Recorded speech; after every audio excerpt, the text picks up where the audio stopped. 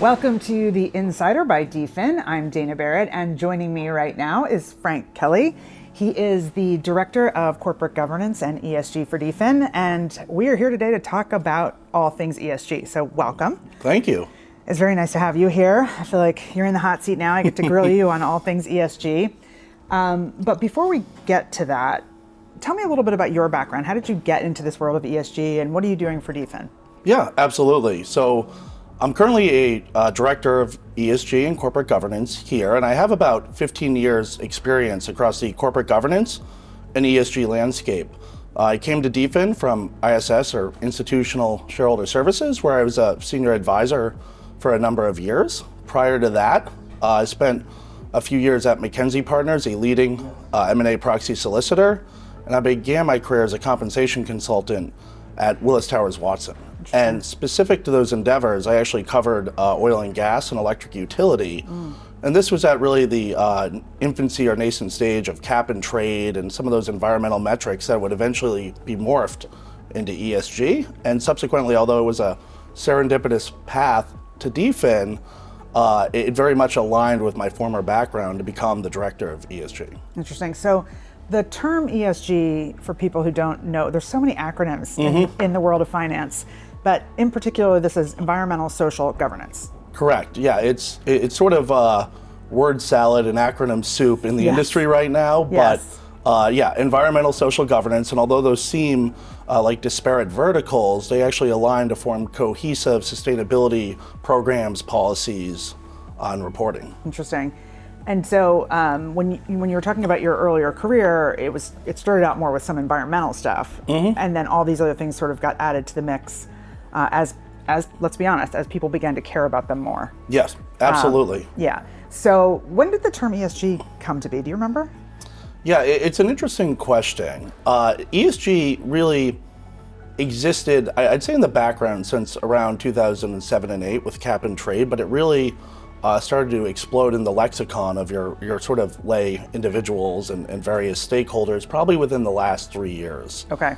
And that's really been driven by a number of groups, including the SEC, regulators, and interestingly enough, activists, as well as index funds or index shareholders. Interesting.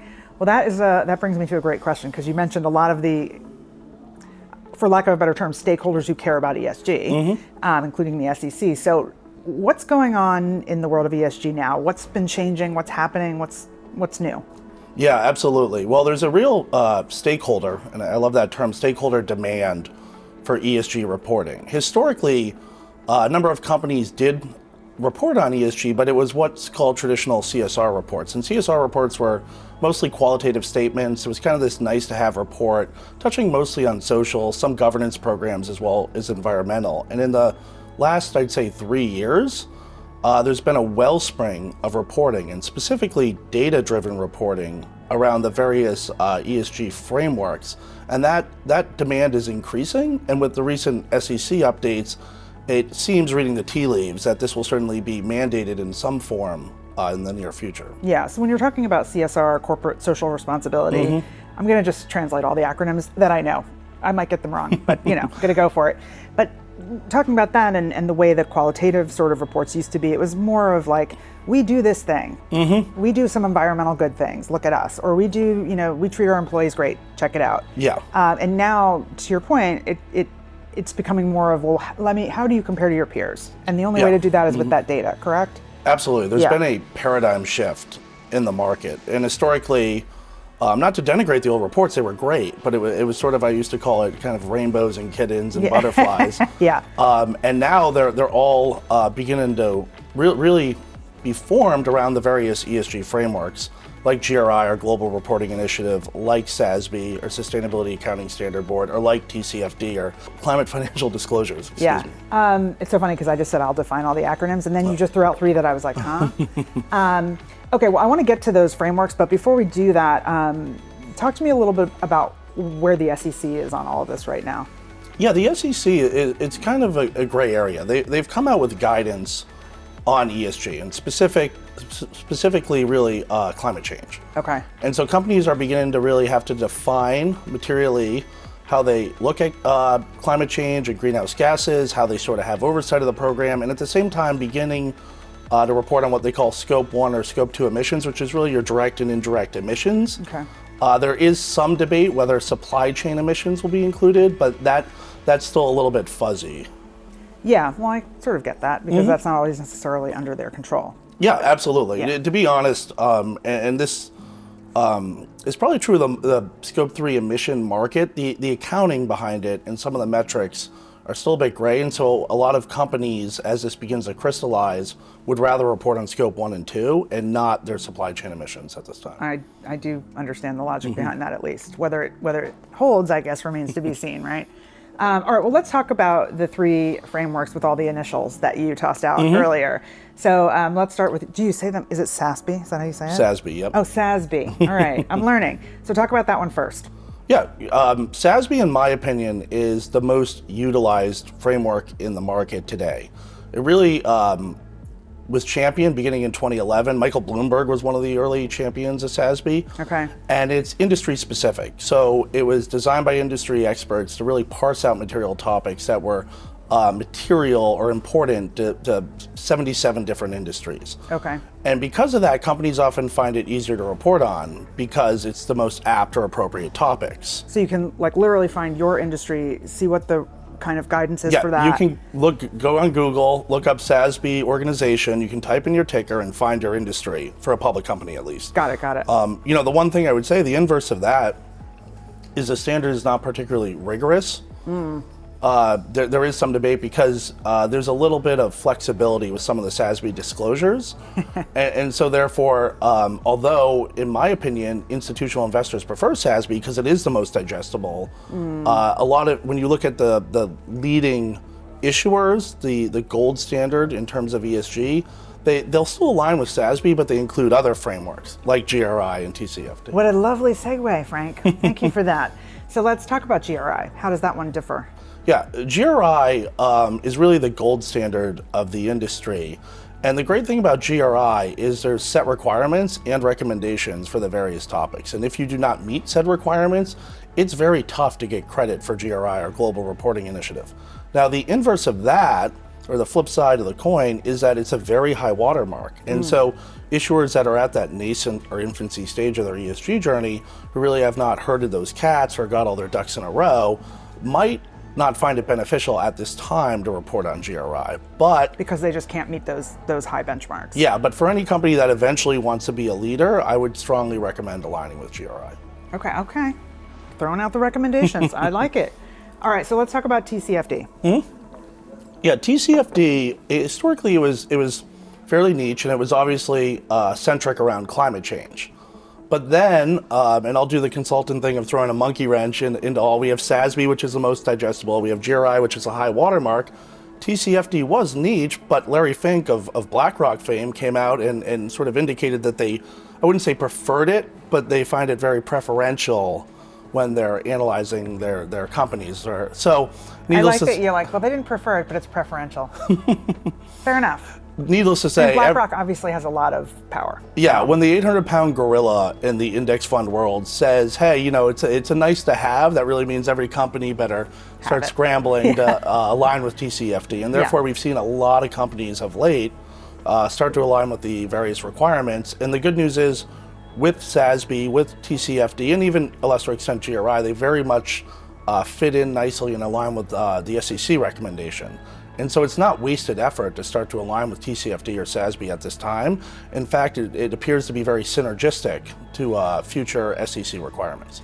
So I'm glad you brought that up because that was actually going to be my next question. Is the SEC basing what they're coming up with on all 3 of these frameworks, on parts of them? Yeah. How are they doing that? Yeah, it's a great question. And to be fair, they've sort of telegraphed it, but they haven't explicitly stated it. Okay, so we're kind of guessing a little bit at this point. Yeah, okay. Absolutely. But I would say that they've even come out and said they've looked at the SASB and TCFD standard, and when you look at their sort of initial commentary and guidance, it appears that they very much incorporated those standards into the taxonomy. I would say GRI is a lesser extent. My guess is going forward that GRI will be incorporated into the taxonomy, but that will be sort of the gold standard, that additional requirements that companies may do post SEC regulation. I got it. So if they're trying to sort of say, no, we're even better than that, they're going to do GRI. Yeah, absolutely. Like we're meeting the minimum requirement for the SEC based on these other two frameworks. Yeah. And the overachievers in the class. Yep, I like it. All right, so you've made some comments and some suggestions already for companies thinking about this. But let's sort of walk through the process that DFIN might use going to a client, maybe somebody who's not public yet, but getting ready for IPO, and they're like, we need to have these things. We don't have them yet. What do we do? Yeah, that's a great question. So to me, it's probably a 5-step process. Okay. So I mentioned the 3 major frameworks before: SASB, TCFD, and GRI. And what we would want to do is when you look at those frameworks, there's about 150 ESG topics there. And what I recommend is, based on your industry, based on your company, based on our conversations with you, having us help you hone in on maybe the right 10 to 12 ESG topics to report on. It always reminds me of the idiom, you don't want to be a jack of all trades and a master of none. And so we want to actually successfully report on ESG topics based on the frameworks. And if you're at that nascent stage, I would probably say we're going to overweight SASB compared to some of the other frameworks in the market. Can you give me a real world company example? I don't necessarily mean divulge company secrets, but a particular industry you might recommend these 7 to 10 versus a different give me an example of what they might be. Yeah, so for instance, if we were looking at electric utilities, okay, it's going to be very heavy environmental topics. So of course we're going to be looking at your greenhouse gases. We're going to look at how you handle water, waste mitigation, recycling. Right. But conversely, if you think about, say, a tech darling out in West Coast, right, well, they might have already an implicitly strong environmental story, right? They have very little greenhouse gases. They're not a producer of any sort of waste or major waste, and so subsequently their overweighted topics would be more aligned with the social front. There's a need for diversity and inclusion in tech right now. The human capital story, obviously, a lot of tech companies are run by these very kind of powerful founders, but often who hold a lot of sway. So there's governance issues, and so governance subsequently will be weighted heavily as well, definitely more so than environmental. And okay. I think that helps me a lot, because I'm sort of thinking, well, shouldn't they all do everything? Shouldn't they all be perfect environmentally and perfect socially and perfect governance and, magically? In a perfect world, we can boil the ocean, but, unfortunately, right now, I always just recommend, really it's a journey, and so it's not a sprint. And so companies have to kind of take on incremental progress for the topics that are meaningful for them and impactful for investors. Right. So you mentioned 5 steps. So that first one is sort of figuring out those 7 to 10. That hybrid approach to the framework, 7 to 10 topics. Yep. And then what's the next step? Well, the next step would be looking at your peers, because all the major raters and rankers like MSCI, Sustainalytics, ISS, they score you relative to your peers. Okay. And so we want to look at your peers' proxies, your peers' websites, your peers' reporting, and statistically distill what they're doing. And so that subsequently gives you a roadmap of where you need to go. And at the same time, it really informs your gap, or what they call a gap analysis. Right. And that could be your short-term gaps, your intermediate-term gaps, and your longer-term gaps. And there's one really cool wrinkle that I like to this step as well, is there might be topics that aren't scored that you do really well as an organization. So for instance, you might come to me and say, we have a great women's support group, we have a great veteran support group, we have a really cool Earth Day and recycling and cleanup, and subsequently, although those might not be scored based on the standards we're aligning with, we still want to parse out and tell that story. And we can look at your peers to give you comfort that you're not going to Pluto with the disclosure, rather it's apt and appropriate given your peer group, your company, and your individual story. And if you're doing something special, I would imagine then it could be a differentiator. Oh yeah, absolutely. They're only doing this, but we also do. Yeah, set yourself apart, accentuate the positive, as they like to say in PR, and that's absolutely what you want to do. I feel like you should sing that now. All right, so we've got looking at the peers, we've got our 7 to 10, material framework stuff that we're looking at, the topics. What's the next step? And this step is interesting. To me, it's an art and a science. So we have our 7 to 10 topics, as you just discussed. We might have a couple topics that were uncovered in our peer review. Right. That's a lot of topics, right? That's maybe 14 to 15, 20 topics right now. I can barely remember what I ate for breakfast. And so what we want to do is we want to take a step back and say, okay, thematically, and this is the kind of art of it versus a science, what do these topics tell us? So for instance, we might have waste, water, emissions. Maybe we say thematically that's a bucket of environmental responsibility. We might have our people story, our community story, our diversity and inclusion story. Maybe that's a thematic bucket of social impact. And then we have what you do with cybersecurity, your board, et cetera. Maybe that's a bucket of culture of governance. And so now what we've done is we've set up these thematic buckets where you can begin to report on ESG going forward. So on your website, in your proxy, in your report, and at the same time that's creating a harmonization to it. A lot of companies that get accused of greenwashing, they read very disparate between the proxy, the website, and this certainly mitigates that. Now, the science of it is that after we set up those thematic buckets, which sounds like an easy endeavor, and it is, right, we can help you set up working groups internally. So we can set up a working group around environmental responsibility, a working group around social impact, a working group around culture of governance, identify the subject matter experts or SMEs, and help you start to build out the team. Because as you know from the SEC, this is going to be required going forward. And so it's very important not to just have your consultant do all the work and take the baton and run with it. Right. Rather, you need to start to implement it and have it permeate your organization, quote unquote, teach a person how to fish versus us fishing for them. Yeah, absolutely. All right, so last but not least, like that was 4 steps, right? So well, that was the third, actually. Was that the third? Oh, right, thematic. Got it. Yeah. All right, go to number 4. Well, the fourth is probably... Good thing you're paying attention, Frank. It's this coffee's strong. So it's for the issuer, which is great, probably the easiest step, but for us, it's the hardest. It would be working with your consultant, have them go in, take all your data, align it with the ESG frameworks in a matrix, and at the same time, draft that narrative. Okay. So, I mean, this could be, a very voluminous report. It could be a short and sweet report, but working with your consultant to really parse out that story, that also at the same time really augments and aligns with your data matrices for SASB, TCFG, GRI, or whatever framework you use.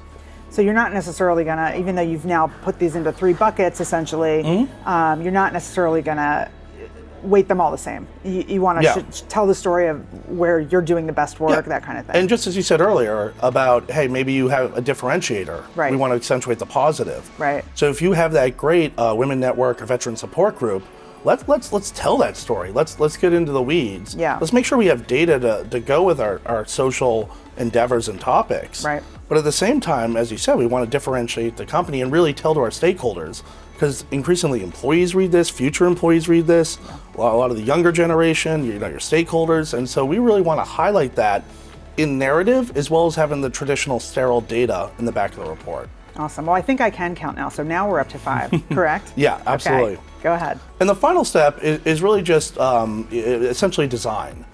And that sounds like a bit of an odd step, but I can't tell you how many companies we've worked with where maybe they could draft the narrative, maybe they would have sort of the data matrix, but then it really, it didn't look particularly slick.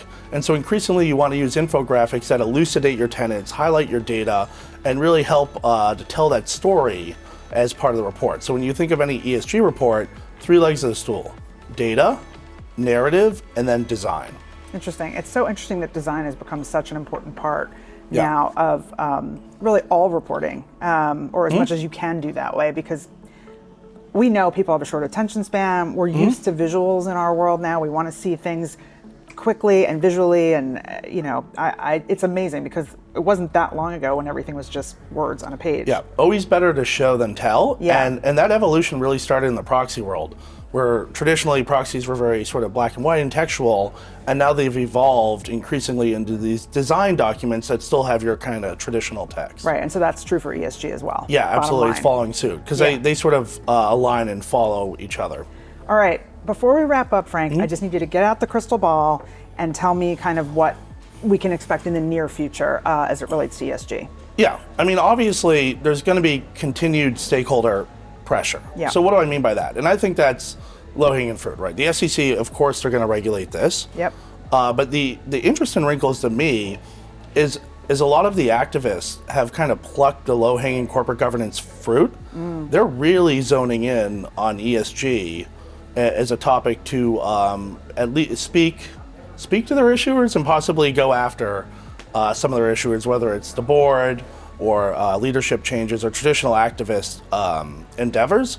At the same time, I would say specific to an issuer, beside the SEC and maybe an activist, what do they have to worry about? To me, if you were reading the 2023 tea leaves, increasingly institutional investors want to see ESG skin in the game. And so what do I mean by that? It's really parsing out and developing ESG metrics that are then embedded in the compensation plan. And in my opinion, they're going to start to push back on these symbolic 5%, this is a scorecard that the board does, it has very little oversight. They're going to want to see real skin in the game. And so the companies are going to have to develop quantitative metrics with substance that can be reviewed by their shareholders and that are implemented as part of their pay for performance alignment. Yeah, that makes a lot of sense. If it doesn't affect their bottom line, they're going to be less concerned about it. Yeah, absolutely. Yeah, makes a million% sense. So one last question. Obviously you bring all the expertise you have from your past and all your work for DFIN, but are there other companies that are sort of providing similar services to help people get to ESG the way they should? What's the advantage of sort of being with DFIN in terms of? That's an interesting question. I would say there's a wellspring of ESG consultants. Sure. But I would say there's a lot of false prophets in the industry right now. There's your sort of IR generalists who can write, but they can't really do the data matrices. You have some of the accounting firms who increasingly can do the data, but they really don't want to write. And then really none of them can design. So when you think of an ESG report, again, data, design, and narrative, and the sweet spot for DFIN is that we do all three. And just one warning I would give or thing to watch out for my issuer clients is there's been a wellspring of consultants, they often don't have the G background, the governance. And there's a lot of E&S consultants, environmental and social consultants, who are helping or are having issuers implement certain ESG statements in regulatory documents. And the problem is when you put these certain goals or targets in a regulatory document, you're really going to draw the ire of your stakeholder community if you do not follow through. And so, and oftentimes I talk to these issuers, especially around goals of greenhouse gases and environmental metrics, and I say, why did you put that in your proxy? They said, oh, my E&S consultant advised me to. And so it's very important to vet your consultant for a governance background. Interesting, and that's probably not as obvious. Yeah, absolutely. Yeah. That makes a lot of sense. I feel like a lot of people know what the E and the S stand for, even just lay people, and they don't really get what the G is about. Yeah. So that makes a ton of sense. Frank, tons of information. I feel like I've been educated. So thank you very much. I appreciate it. Thank you. This has been The Insider by DFIN. We'll see you next time.